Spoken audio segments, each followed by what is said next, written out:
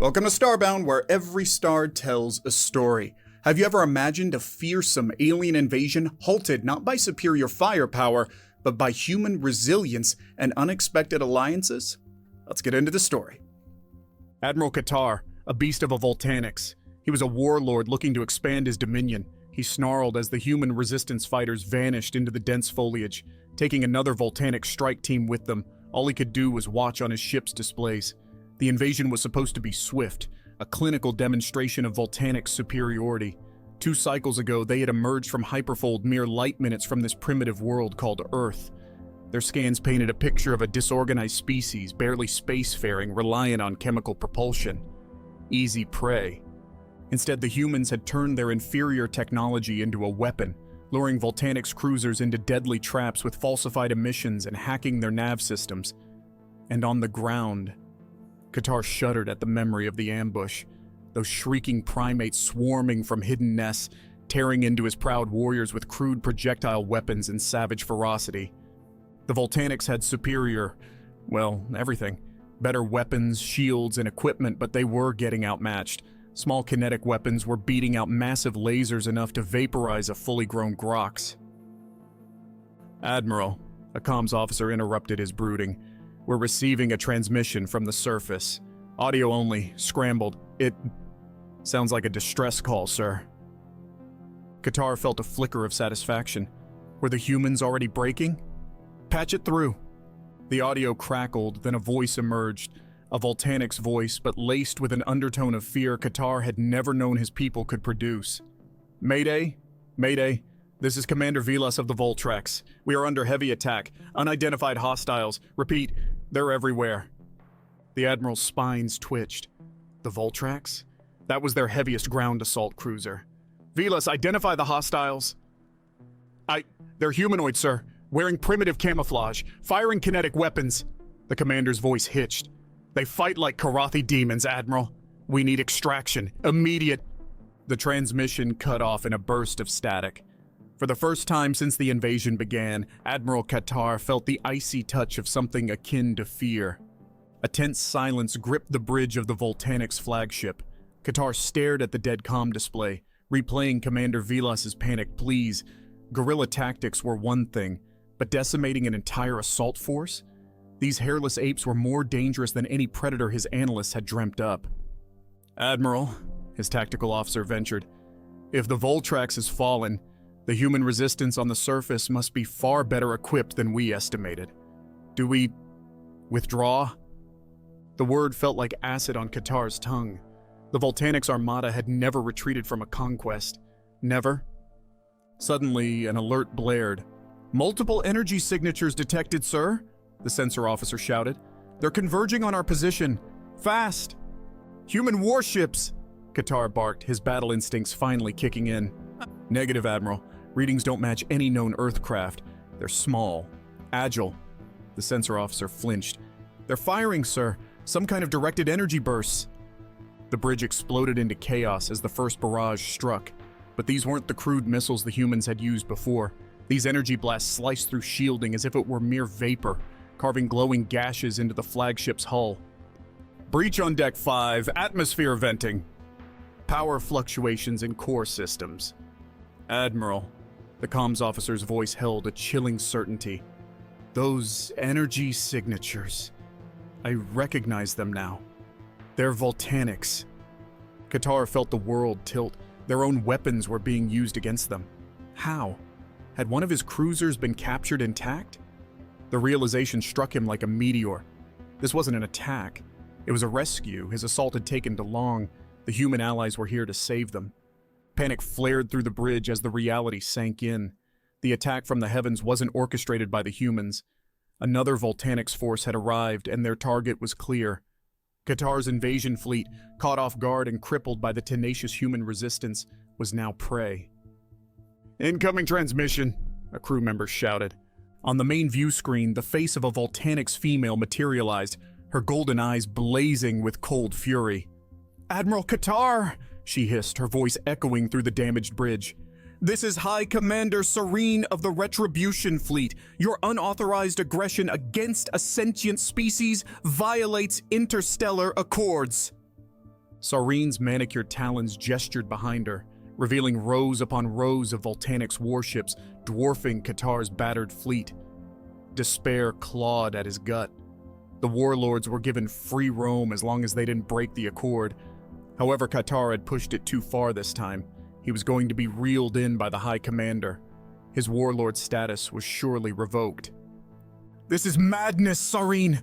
Qatar tried to regain his composure, his voice a desperate plea. "Those creatures! They ambushed us, tore my warriors apart, they—" "Silenced your ambition, Qatar?" Saurine cut him off. "The humans are a recognized protectorate species. You chose to ignore that. Now you will face the consequences." Qatar felt the fight drain from him, his bulky figure now slumped into his command chair. He had blundered, blinded by his own thirst for conquest. The humans weren't just a band of primitive warriors. They had powerful allies. The Voltanics were a ruthlessly pragmatic people. If the humans held enough strategic or economic value, his gamble had doomed his entire fleet. "High Commander," Qatar lowered his head in a gesture of surrender. We submit to your authority. Request immediate cessation of hostilities and terms for—" He couldn't bring himself to say the word surrender, but he understood for preservation of himself and his crew he needed to back down. The image of Saurine flickered, followed by a long, agonizing silence. When she reappeared, the icy fury had been replaced by cold calculation. "Very well, Qatar. Your remaining ships will be impounded. Your surviving forces will be detained on Earth, under human supervision." She relished the last part, a cruel twist of the knife. A ripple of horror ran through the bridge. Detained on Earth? Under the heel of the very creatures they had tried to conquer? It was humiliation beyond measure. But what choice did they have? Begging for mercy was a bitter pill the Voltanics had never swallowed, but they were trapped, and the alternative was annihilation. Days turned into weeks. The damaged Voltanic ships were systematically disarmed and stripped of all sensitive technology. Their proud warriors, once conquerors, were herded into sprawling prison camps hastily erected by the humans. Under watchful eyes, they were subjected to rigorous biological scans, psychological evaluations, endless interrogations. Qatar, once a warlord of the mighty Voltanics, was reduced to prisoner hash 3179. His quarters were a cramped cell, a far cry from the luxurious command deck he had once paced. Meals were a bland, nutrient-rich paste designed for sustenance, not pleasure. Gone were the spiced meats and stimulants he had once favored. He was not yet broken, but he was a shadow of the warlord that conquered the Curlian system. A once heroic figure of the Voltanics, his overstep had cost him his revered status and now reduced to a number. His only solace, if one could call it that, was a window that faced a seemingly innocuous human settlement. At first, he watched with a mix of disgust and morbid curiosity. The primates scurried about, engaged in rituals beyond his understanding. Their technology was laughably primitive compared to Voltanic's marvels, yet it seemed to serve them well enough. One sweltering afternoon, he saw a human child trip and fall. Another, much smaller, rushed to her aid. The older child gently helped the little one up, brushing dirt from threadbare clothing. Qatar blinked, the image blurring unexpectedly. Such tenderness, such protectiveness seemed incongruous with the brutal warriors he had fought. Over time, he observed more. Acts of unexpected kindness, bursts of joyful laughter, demonstrations of ingenuity. They were contradictory, these humans. Savage fighters one moment, gentle caregivers the next. The neat categories in his invasion reports crumbled in the face of their baffling complexity. He was starting to understand where he went wrong. Underestimating them was his biggest mistake. News reached the prison camp. A Voltanics envoy had landed on Earth under heavy guard. The humans were negotiating their fate. Each new report triggered a fresh wave of speculation among his people. Immediate execution, enslavement, exile, 100 other grim scenarios. Qatar felt a strange detachment from the fear that gripped his fellow prisoners. His own fate seemed insignificant against the sudden, fragile existence of his entire race. One morning the guards were grim, their weapons held at a subtly higher angle. Qatar knew then that the verdict had come. To his surprise, they were moved in groups, not to any firing squad, but towards waiting ground transports. He found himself jostling uneasily beside the very warriors who had bled with him, the same revulsion and fear reflected in their once proud eyes. The transports deposited them on a vast, open plain dominated by stark white structures of human design. A massive holo display crackled to life before them, showing High Commander Serene and a gathering of somber-faced humans dressed in formal attire. Serene's voice rang across the field. "Prisoners of the Voltanics Armada," she began, "hear the decree of the Conclave. Your unprovoked aggression against the world known as Earth and its inhabitants, a recognized protectorate, has resulted in grave repercussions." She paused, as though savoring the sight of the humbled warriors. "The Conclave has chosen to exercise mercy, though your actions scarcely warrant it. You are spared from annihilation. Instead, your kind will be granted a path back into galactic society, a path paved with reparations and penance." A flicker of hope ignited among the prisoners, only to be doused by Serene's next words. "For the next 5 cycles, this world will be your prison, and the humans your wardens. You will labor to rebuild what you sought to destroy. You will serve according to their laws, and you will learn to respect them, as they have begrudgingly come to respect you." A collective roar of shock and outrage rippled through the captive Voltanics. They had expected death, even slavery, but to work as servants to a species they'd seen as prey, to kneel before apes. The humiliation cut deeper than any executioner's blade. Qatar felt the same anger surge through him, but beneath it was a strange tendril of curiosity. Respect? The humans? How had they possibly earned the respect of the High Commander, known for her ruthlessness? Over the next turbulent days, the terms of their sentence crystallized.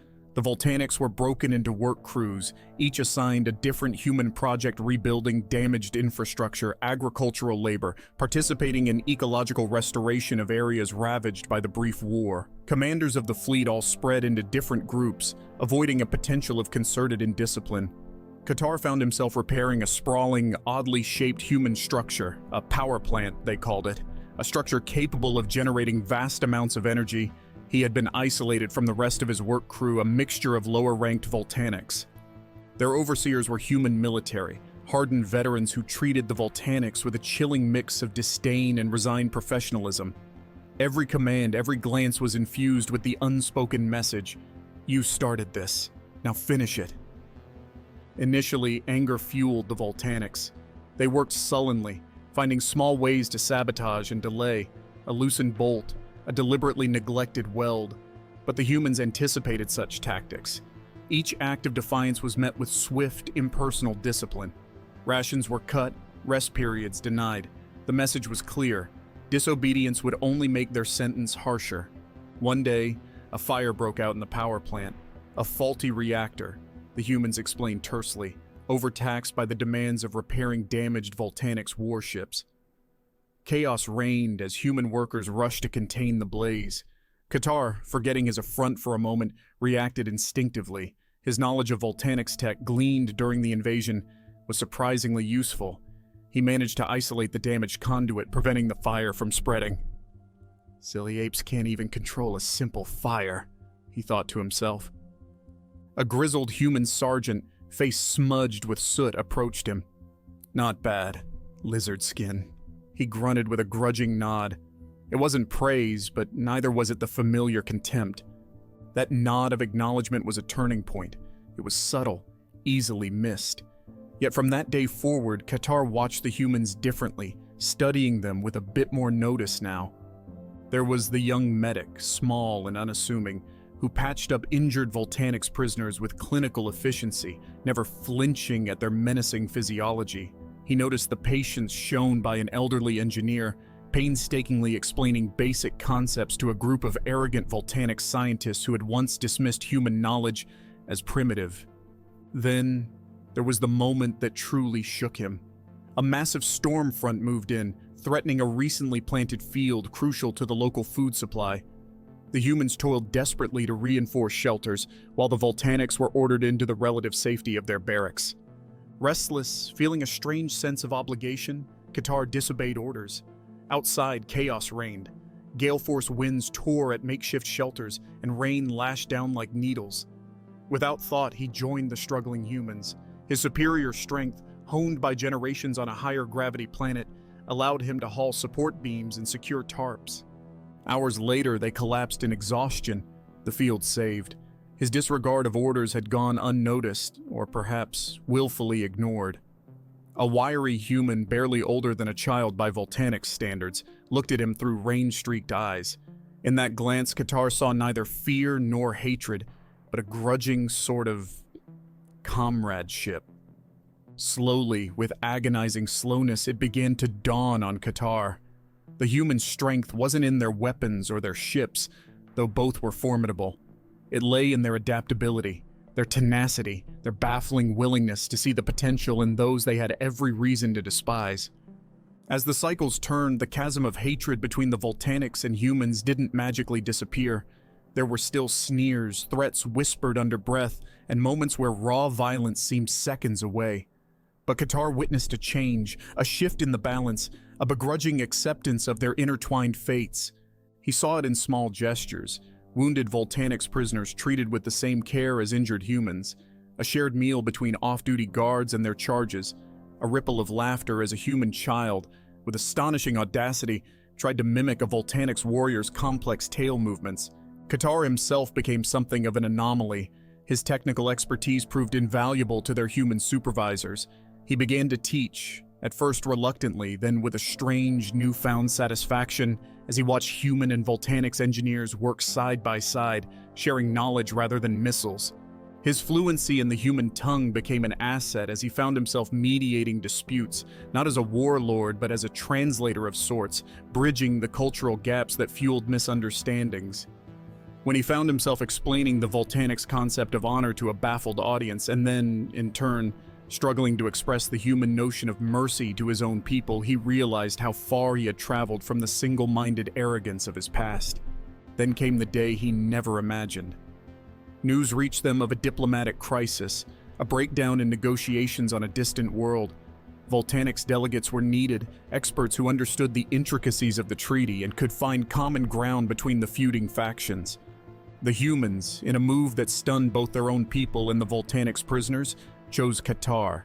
He stood before the assembly of diplomats, the strange attire of the humans ill-fitted on his scaled form, his voice finding not threats but carefully chosen words, the weight of his past transgressions heavy upon him.